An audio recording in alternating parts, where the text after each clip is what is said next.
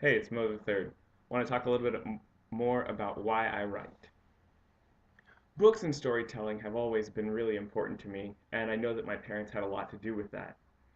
My dad, who has worked at the same company, the Timken Company, for over 40 years now, at different points in his career, was working many, many different shifts. And so when he was working midnights, he would try very hard to be available for us kids before we went to bed. And so we would all wait. We would wait for him to either come home from whatever shift he happened to be working on, and he would tell us stories, even if he was absolutely exhausted. Now, as kids, we liked it better when he was absolutely exhausted because he would start to tell a story, but then he would fade into a semi unconsciousness, and his stories would begin to make less and less sense.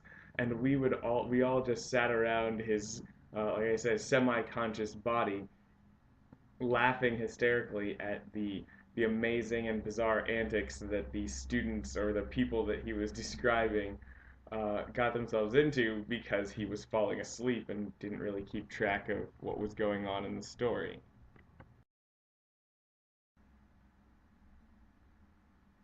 Now, my mom was definitely the book reader as opposed to storyteller.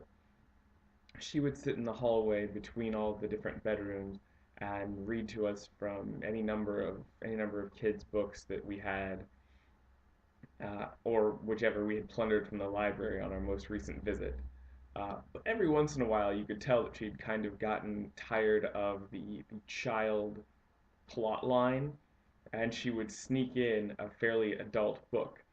I remember once, my favorite example of this is when she was reading The Firm, and so she would read to us from The Firm. She didn't read the whole book to us, but she would read to us from the book, and she would sort of kind of try to skim ahead to make sure that she wasn't going to say anything really inappropriate, but she read to us The Firm. Now, if you're familiar with the story of The Firm, the end of the book, spoiler alert, the main character ends up on an island with basically documents that he has to protect himself from the evil firm and all this money.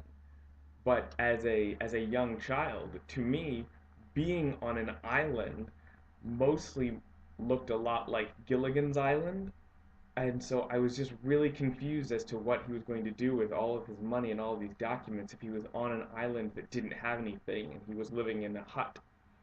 So it was, I mean, I loved the story. I loved listening to my mom read, but I never really understood why he would do that. So don't be as concerned about impacting, like blowing your children's minds at a young age. Mostly they just translate it into whatever makes the most sense for them.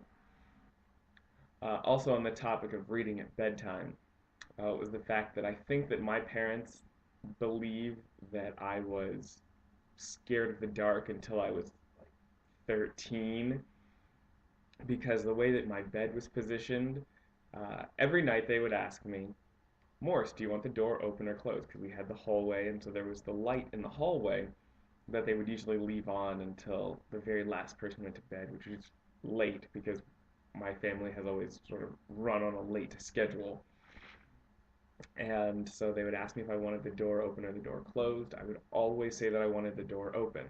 Not because I was actually afraid of the dark. In fact, I've never been afraid of the dark, but because with the way that my bed sat, I could angle my body just right that if I moved the book right across the strip of light that was coming in the door, I could read until basically I passed out in my book. So, yes, mom and dad, I was never actually afraid of the dark. I just would read until 1 or 2 in the morning every night and then finally just pass out. So reading has always been a huge part of my life, and having my parents be a part of that with storytelling and book reading have always, in their different ways, contributed to my desire to write and to be a part of the tradition of people that um, leave that kind of a mark. Authors like Beverly Cleary, Lewis Sacker, um, And then any of the American Girl books. Yes, I actually introduced my family to the American Girl book series. But that's a completely different story that I'm probably not going to tell. Well, thank you very much for checking me out. If you don't already, please subscribe. Also, check out some of my. I tweet at Mo the Third. I have a Facebook page, Mo the Third, and then of course, as you know, I blog mothethird.blogspot.com. Check it out. One more thing before I go. I decided I want a drink named after me. Not an alcoholic drink. I want you to be able to order it at pretty much whatever place you go. Well, provided that they serve mellow yellow. Because what I've decided is that a Mo the Third is going to be mellow yellow and iced tea.